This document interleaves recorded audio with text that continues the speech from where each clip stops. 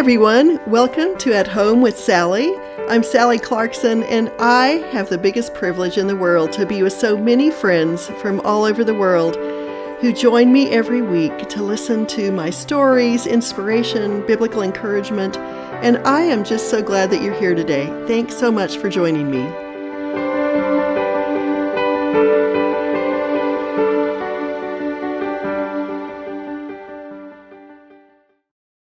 Why, hello, my friends. How are you today? This is Sally Clarkson, and I'm sitting in my little couch in my room, in my living room, looking out on a beautiful day here in Monument, Colorado. And I love what I get to speak about today. I am pretty excited because tomorrow I have the privilege of having my 4 grandchildren, precious Sarah, my oldest daughter, her husband, and we will all be together for almost 10 days. So I have been getting out all of our old toys and puzzles and sticker books and stuffed animals and dolls with dressy clothes that I had when I was a little girl, and books, and anyway, a little rocking dinosaur, which is really funny, little tables and little chairs. I am getting myself ready to say welcome to my grandchildren when they get here, so that when they walk in, they will feel like it's part of their home. It's just another way that I get to talk about what we're going to speak about today. But anyway, all that to say, I'm so glad you joined me, and this is one of my favorite subjects. And we are going through my book, Well Lived, because I just felt like it's so important for us to ponder what kind of legacy or history we're going to leave. Every person leaves some kind of a legacy. And it sometimes it's a good legacy and sometimes it's a bad legacy. So no matter who you are, you will leave a legacy. You will leave either cultivated or broken relationships, or you will leave a place where home felt like a welcome, which is what I'm talking about today, the place of welcome, or where home felt like a place of anger, or you will leave godly words, encouraging words, life-giving words, or you will leave passivity or no words at all. And so today, I never knew that it was going to become this for me, but home for me became one of my best and most beloved life messages that I got to experience. And so we're going to be talking about that today. But I didn't know all of these things when I first became a mom, first became a wife. I had to learn a lot. There's so many beautiful places in Scripture that speak of home. One of my favorite verses is in Proverbs 24, verse 3 and 4.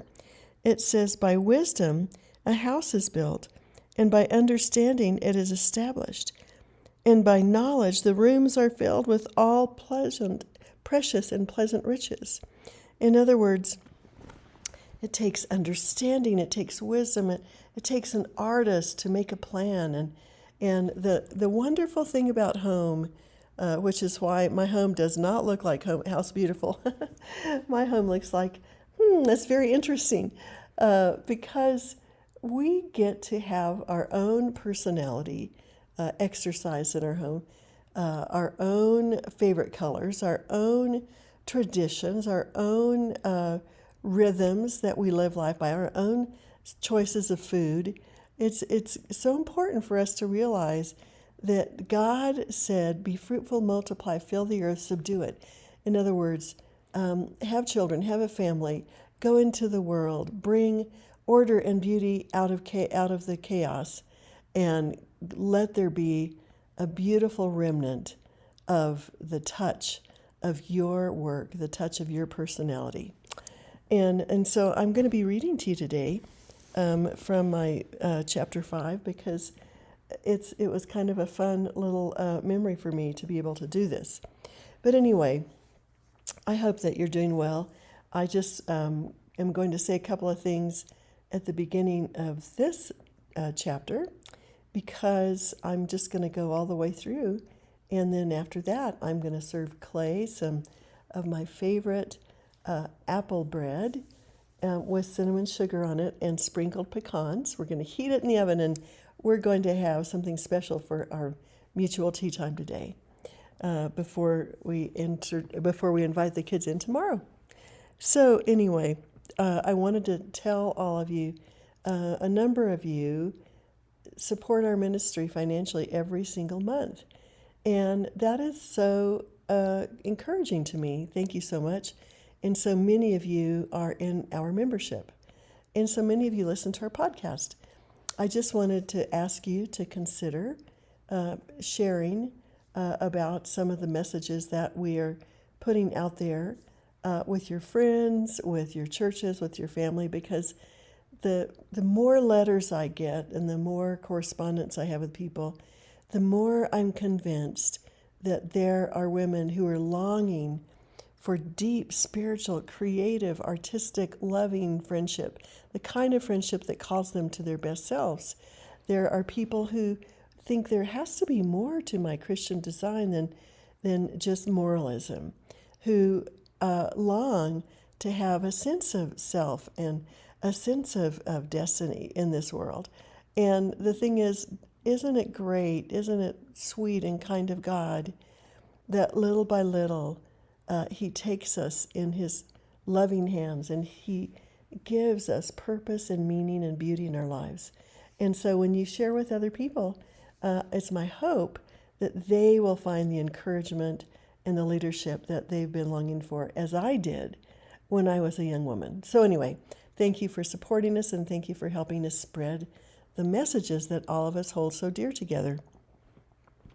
So I kind of wrote to begin with today a quotation about what it looks like to have a place of welcome. But I think that the homes that we build almost have personalities of their own. They're almost alive. And when someone comes into our doorway, there can be a sense of, oh my goodness, there is life and goodness and love and beauty here.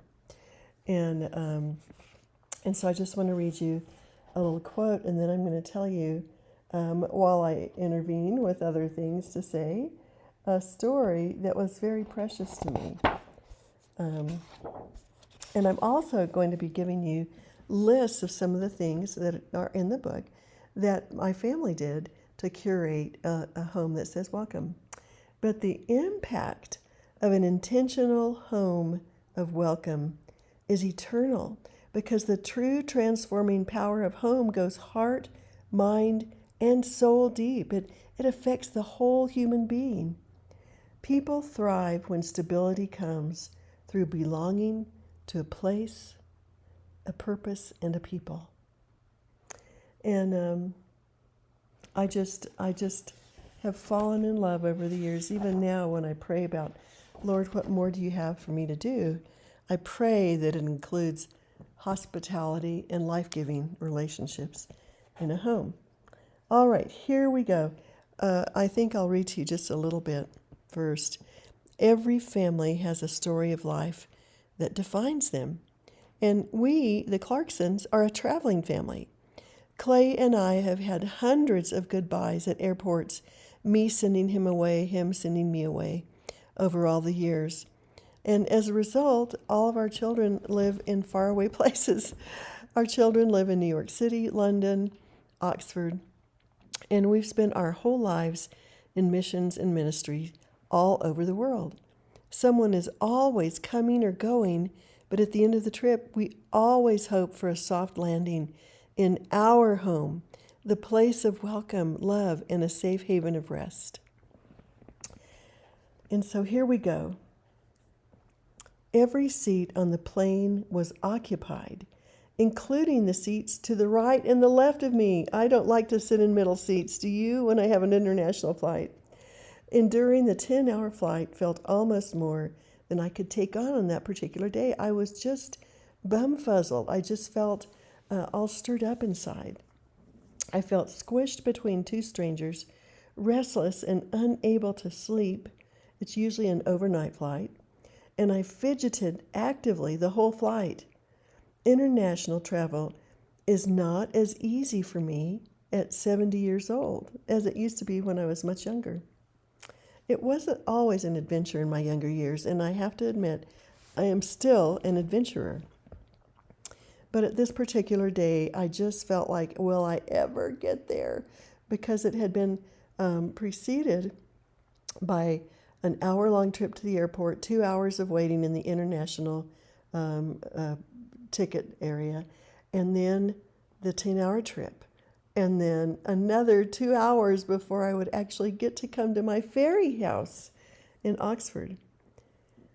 Next was emerging from the plane slowly behind the crowds of others. We had to walk, it seemed like 2 miles to get to security, lugging a heavy small suitcase stuffed to the gills with necessities I might not be able to purchase in my little neighborhood store, and a tote bag overloaded with my computer, my must-have books, made my shoulder sag. My watch measured my steps and told me that I had walked 0.6 miles, over a half a mile, just to reach the passport security room. That is the truth, which was crowded with hundreds of travelers. Next, after a half hour of moving as snails toward our checkpoints, was the baggage hall. My suitcase, I do not know why, is almost always one of the last ones to come down the baggage slide. Finally, lugging my 3 bags onto a cart, I walked half the mile to the next car park area to find my ride. Blessedly, my patient friend, my sweet friend Jackie, over and over again, met me at Heathrow Airport. She often arrives to drive me the final hour and 3 minutes to my home from Oxford. She is my travel elf. But living in a foreign country and traveling multiple times a year brings in many challenges and, shall I say, opportunities to stretch toward contentment and to learn a new level of flexibility. Always, I am glad to be home, whether that happens in England or Colorado or anywhere that I've lived over the years. I just wanted to make a comment right now because I want people to feel grace today. I woke up today thinking this is going to be a great day. I've got lots to do. I'm getting ready for the kids. And I had to make just a normal doctor's appointment this morning. It took me 2 hours and 15 minutes. I literally was on the phone for 2 hours and 15 minutes. And then I did some really stupid things. Do you ever just drop things or lose things? Or I went to the car, had to come back inside. I was going to do some work, had to come back inside because I had forgotten several things. Then I realized I didn't have the keys, so I came back inside again to get the keys. And this is kind of how I was feeling on this particular trip coming to Oxford. And I was patiently talking to the Lord. I wasn't very patient with myself today. I said, Lord, surely you know that I'm just your little toddler, and that today, like that day in Oxford, I just want some things to go smoothly, easily, because I'm feeling a little bit tired. So anyway, as we arrived in town and made our way closer to the Oxford home, I began little by little to breathe in peace because I was going to be in my home. And so I texted 10 minutes before we got home and told Joel we were about to arrive. I like to give warning to my people that they're about to be invaded. A simple welcome home sign had been scrawled and taped to the front of the door. As we opened the door, acoustic Celtic music wafted in our direction. It was so beautiful. We left the luggage in a corner to deal with later on. And all of our senses were greeted with everything that to me resonates home in my heart. There's the smell of buttered toast and warming almond pastries, my favorite. It invited us into the kitchen. I came inside. The table was set with our lovely dishes that we had ordered from eBay. There were candles that had been lit. A bowl of fruit was cut.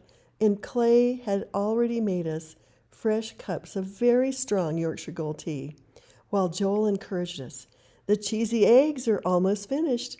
I thought you might need a bit of sipping and sitting and eating to face the day. And so we did. I could not have hoped for a better welcome. But what did amaze me over the years is how all of my boys picked up on the traditions and the rhythms that we had always carried. It wasn't that I expected them to do that today, but I kind of hoped, because that's what we have done for millions of arrivals of our children when they were in college, when they were overseas, when they were even littles, coming after being away from home for a church camp or a class or whatever. But it just is what we do. It's the cheesy eggs, the toast, the croissants, the strong coffee or tea, the candles, the music. It's the whole thing. And I hope that I can just give a vision of home, that home can be that welcoming place. The wisest of women build their homes, but folly with her own hands can tear it down. In other words, it's wise to build a home. As a seasoned woman who has lived in 24 homes over the years, differing in designs during my marriage, I've cultivated my tastes and preferences, and so will you. Be yourself. Do what you like. As a curator of all things life-giving and beautiful in my home, most of my rooms in my family home in America are intentionally decorated. With great care, I chose shades of wall paint, art, photographs that we framed and put on shelves, mirrors, lamps. I created comfy, private corners for each of my children and Clay to have. There were couches and chairs arranged to allow for intimate conversations, times of friendship, heart-shaping discussions. Even now, in my Oxford home, which lacks many of the traits I would choose, I have tried to create those spaces for connection, deep connection. Don't we all want connection? I am a lover of light. My husband is a lover of dark. I mean by that, like he pulls all the shades down in the basement, so it's not too bright inside of his room. And I'm a lover of light. And I love windows that have a view toward nature. As a matter of fact, right now I'm looking at our very, very tall pine trees. And they're like 30 or 40 feet tall. And we are covered by tall pine trees in the back on our deck. And it's just beautiful. And we have our deer and the birds and our sweet little golden retriever running. I love looking out on something that encourages my heart. My narrow row house now that I was living in when I finished writing this book was built during the Victorian period, and it has windows that look out on a local pub, this beautiful pub, an old pub with wooden floors and wooden chairs. And the cars are parked up and down the street. It's busy with taxis, commuters, and cyclists. Even in this second house, it wasn't a ferry house. I see rubbish bins, garbage cans, of other homes lined up. It wasn't the ideal that my ferry house was. But many of the houses on my street are more than a century old. Over the years, various owners have renovated, restored, and modernized their homes, including our little tiny home. I'm turning a page. But the kitchen in our home was renovated, and it created an area for the important, in our family, dining table. It has a lovely windowed doors that looked out on my wild garden that had cutting flowers and waving trees and little birds that would gather there. My eyes lit up the first time I saw this part of the house because it was the outward view that I craved and the calm that that my heart desired. Soon after we moved in, I secured a very small Persian rug online. I ordered a 2-person couch. I bought 6 side tables from a secondhand shop. I made a cozy space by the kitchen windows for sitting and drinking tea together with family members or friends, so that no matter who came in my house, I had a tea time place for them in this tiny little apartment that we had. Clay and I regularly sit here to end our days, to talk about life, to enjoy our friendship. This kitchen living room space is also where my children and friends choose to relax when we're having a moment together. Everybody just goes toward the light of the house at the back of the house. So I built my vision of home over the years. Even early as a young woman, I started doing it. I saw myself as the designer and artist of structures under our shared roof. How could I put chairs together? I have a little tea table that many of you have seen in my house that I've had in many houses over the years that I've taken with us everywhere. It has little wheels on it, and it has two little sides that pull up into a table. It normally just sits as a little coffee table between two overstuffed chairs. But when I have special friends over, I turn these big overstuffed chairs toward each other. I pull the little leaves of this table up, and I make a feast, either a tea time or a breakfast or a luncheon, a salad, with candles, with music, and we face each other in these very comfy chairs because I want to cultivate the kind of places that invite conversation. So together in our family, Clay brought his taste and he brought his opinions, and he actually has loved growing in this area over the years. We both choose colors, artifacts. Artifacts are things, for instance, I have birds all over my house, especially since I've had grandchildren, and I have a small collection of rabbits. And I hide them and we count them, but I tell them the story that God sees every single bird. Not one bird falls to the ground. Not one bird flies to her nest without God seeing them. And I say, that's how God sees you, like he sees the little birds. I have candlesticks because I like a lot of candles. I have the little comforters that you can throw, the little throws that you can put on your knees when it's a cold Colorado snowy day. I chose to have some fireplaces. The portable fireplaces is all we're allowed to have in our area, not real fireplaces in different parts. There are books and baskets all over the house. These are things that I treasure. The Google Dictionary definition of home is it's the place where one lives permanently, especially as a member of a family or household. So while this vague definition is true, home is so much more than just a shelter where we simply eat, sleep, and gather. It is a refuge, a safe haven for our children where they can trust us with their secrets. It is a place where they experience the dimension of tastes and smells and beauty and rest. A home that nurtures us is one that invites us to delight in food that comforts, to develop those recipes that you all love. That's why I got my apple bread for Clay and me today before we have a house full of people. Places to cuddle up to familiarity, to participate in routines that reinforce a sense of security, to share in rituals of faith and legacy. Every effort is made and measure is taken to provide all that and more for my family, my guests, my precious friends that come in to this home where I want them to feel welcome.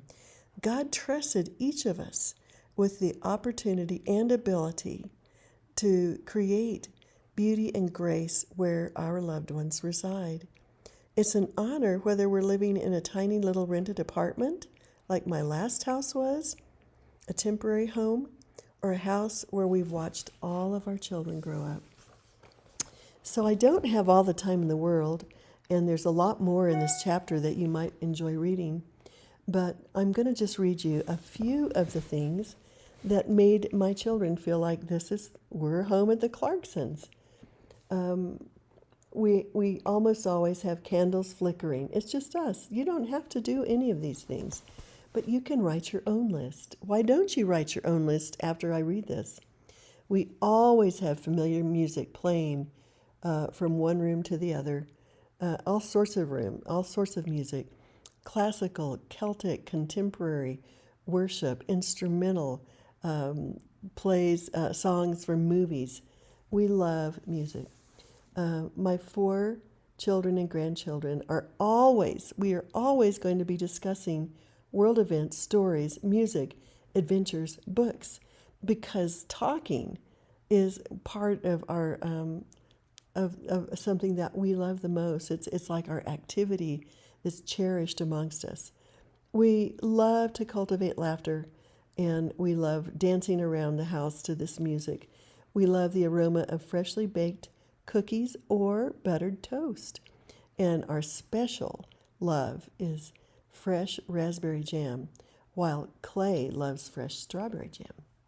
We have books in all the rooms of the house. We have bookshelves in everybody's rooms. We have book baskets. We have books in the restroom, in the every single place that you can imagine. You're never going to be any place in our house unless you have a place to read. We also have so much calligraphy. We probably need to get rid of some of it. Calligraphy, the beautiful hand art of verses, quotes sprinkled throughout the house, framed paintings of English cottages. I love collecting pictures of cottages and pictures of children, pictures of watercolors of the canal where we walked so many years in Oxford.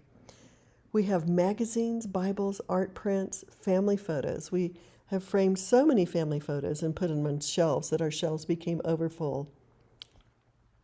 We have strong cups of tea, cinnamon toast, lemon bread, apple bread, scrambled cheese eggs. And we love our cinnamon rolls. I've made those for many, many years. We have fresh bouquets from the market or wildflowers from the canal or from our yard, our wild yard in Colorado on display. There are musical instruments ready to be had because if they're available, people will pick them up more quickly. Clay plays guitar, I played piano, so we have a guitar, a piano, a dulcimer, and all of them are ready to be played. And the Clarksons might be known to gather around the piano and sing to the top of our lungs together and then giggle. And then sometimes we record it and put it online.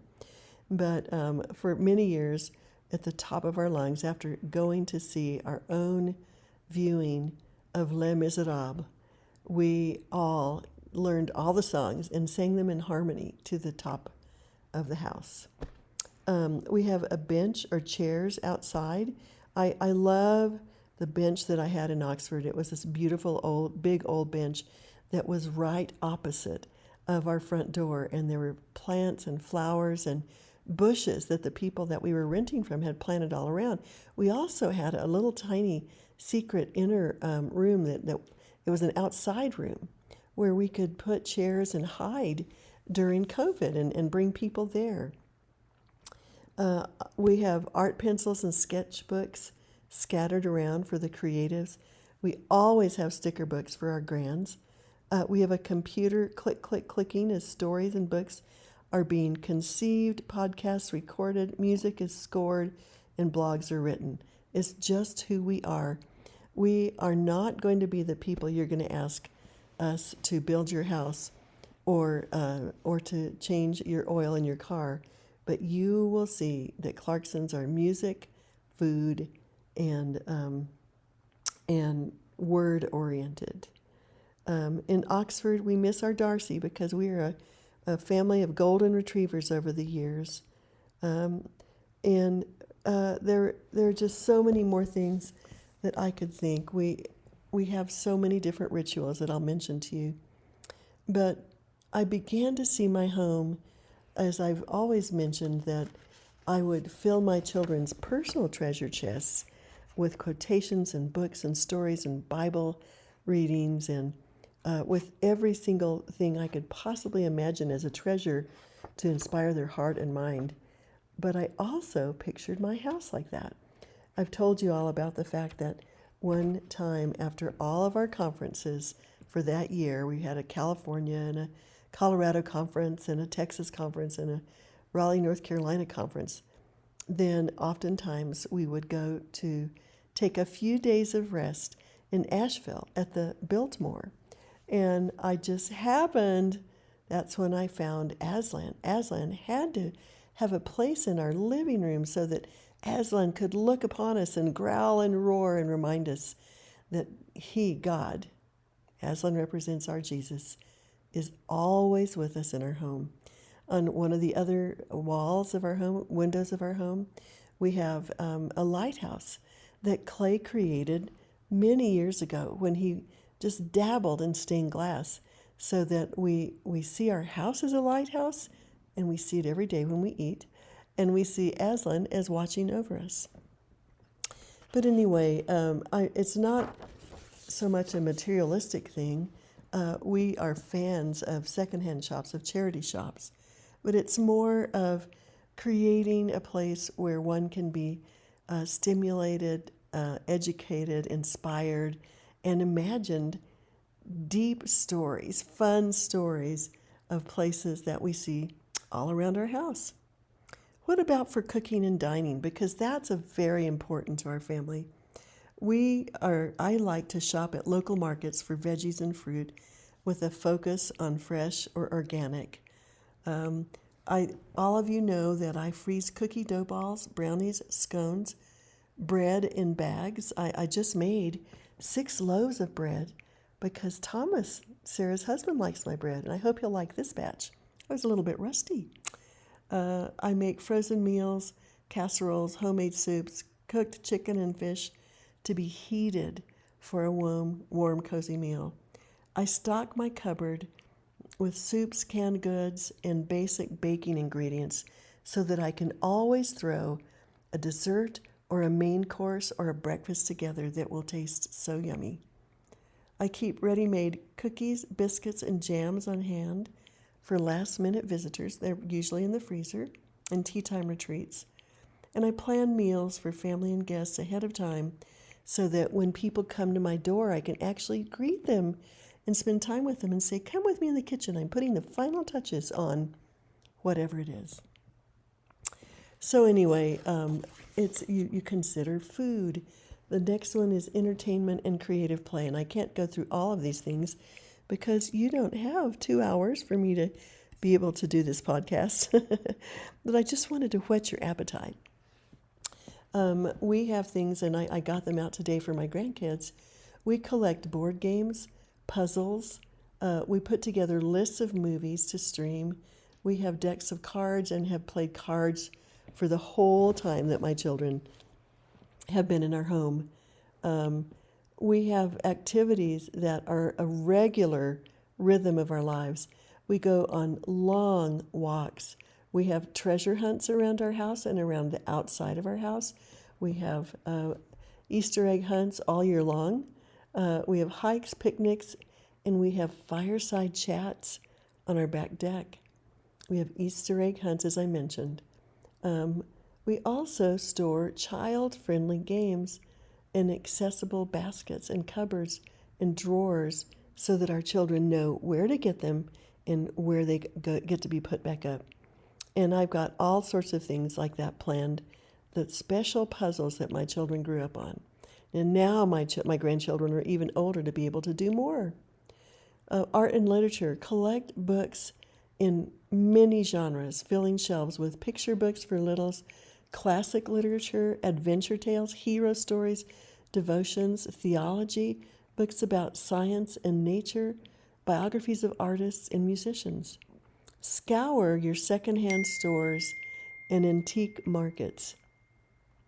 Create cozy spaces throughout your home for reading with material that is easy to reach.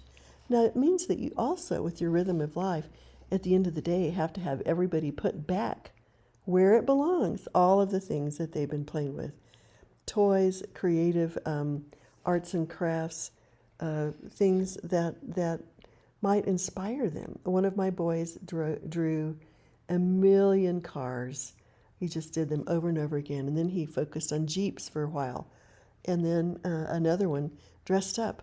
Every day, all the time, I would get dress-up clothes at the secondhand shops. And then I would buy these little swords. I made everyone a cape, and I'm not even a seamstress. But anyway, we just tried to fill our home with things that would provide activity and things to do. We are curators of meaningful and memorable treasures, moments, and objects for our homes and for our loved ones. It says in Isaiah 32:18, "My people will live in peaceful dwelling places, in secure homes, and in undisturbed places of rest." Isaiah 32:18. Isn't it wonderful that God said that through Isaiah in the Old Testament. But anyway, I just wanted to give a little bit of this chapter, and I wanted to tell you a little bit about some of our traditions and our routines, because I think that I always copied wise women.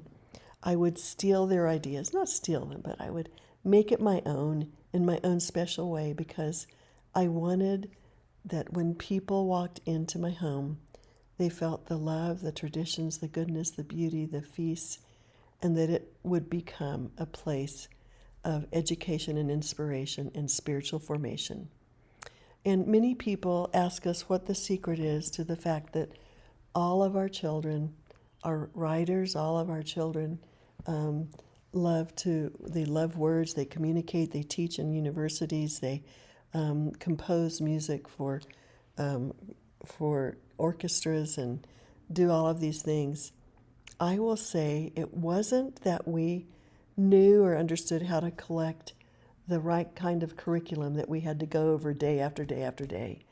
It was that at every point in our home, there was an experience, a tradition, a discussion, a book to read, and a dinner to make, that we just considered that our home was a place where all of the different varieties of skills and talents and capacities in our children could be shaped, even as God shaped this gorgeous dimensional world, so we could shape our own little world in His image. In other words, we were made to be creators as well, so that whoever came here could experience the fullness of life. And then, of course, there's all the cleaning up of all the stuff, but we put that into rhythms too. Every day at 5 o'clock, I put on music that had rhythm to it, and we would clean and straighten and put things where they went. 15 minutes every day, sometimes 20, but there would always be the reward of dinner after that. But I think if you keep up with things and sometimes use days to get things back together, to throw things out, whatever, your home will take different shapes over the years, but it will be a place of pleasure, of safety, of comfort, of love, and of stability. Let me pray for you, my friends. Dear Heavenly Father, I am so grateful that just little by little your Holy Spirit would reveal new truths and ideas to me, and that you still do it, that you still give me the joy and pleasure of curating beauty wherever I live, wherever I go, that my life is meaningful because you gave me these things to do, that you also showed me how, as Jesus did with his disciples, to love and prepare my own disciples for the world. Lord, help my precious friends who listen to this today to ponder anew the amazing possibilities that they have in their own capacity to create love and life and meaning in the art of home right where they are, wherever they are. Bless them, I pray, and give them a sense of joy and peace in their journey this week. Show them your care, Lord, I pray, and your love. I love you so much, and thank you for the love you've shown me. I pray in Jesus' name, amen. All right, my friends, have such a wonderful week, and enjoy life at least a little bit every day. Bye-bye. I hope you've enjoyed our time together today and that you'll join me next week. Be sure to look for more inspiration on my blog at sallyclarkson.com. Thanks for joining me. Bye-bye.